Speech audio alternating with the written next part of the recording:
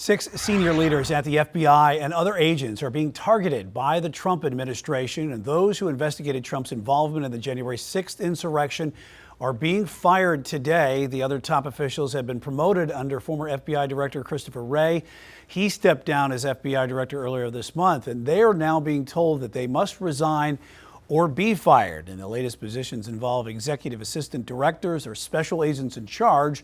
Those positions oversee cyber, national security, and criminal investigations. Trump's transition officials said recently the Trump administration had planned to push aside leaders promoted by former FBI Director Wray. Chief Legal Analyst Rhodes is here. Is it even legal? No. Easiest answer of the day, not at all. I mean, these are people that are extremely protected.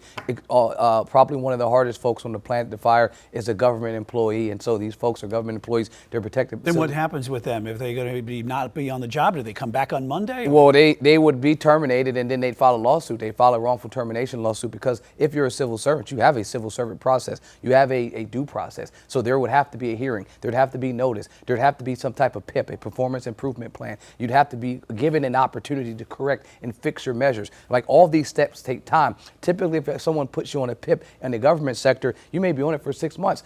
Then you'd have a 6-month review, giving them an opportunity to say, well, did you fix the errors that were there?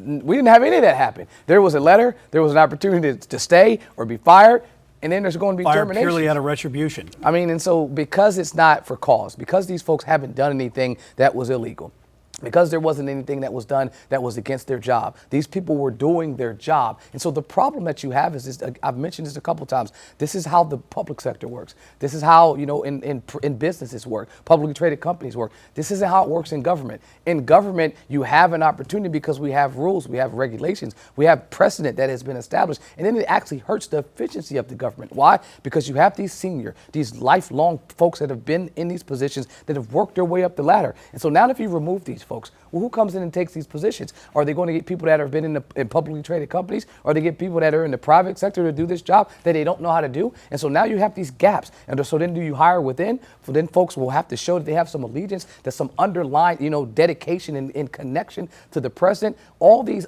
additional requirements to the job are also illegal, because now you're adding additional job requirements to a position that weren't there. These jobs are normally posted on federal websites, and so you're saying I posted a position, now I'm changing the job description, so now you have to repost it. Now you have to give an opportunity for those folks to hire. There's all regulations that count. And also, this is costly for them to fight back as well, so they can't even do that, but they do. It's going to take a while. Well, I mean, all of this will cost, and so now you have litigation, right? So now these folks that should be out actually doing their job to fight, crime, to go out and do the real work of the Justice Department, all these places, they'll be fighting lawsuits for wrongful termination claims across the board. I mean, this is going to be, if you don't want to see this types of thing happening right now, what I can tell you is close your eyes, because the Trump administration really doesn't care right now.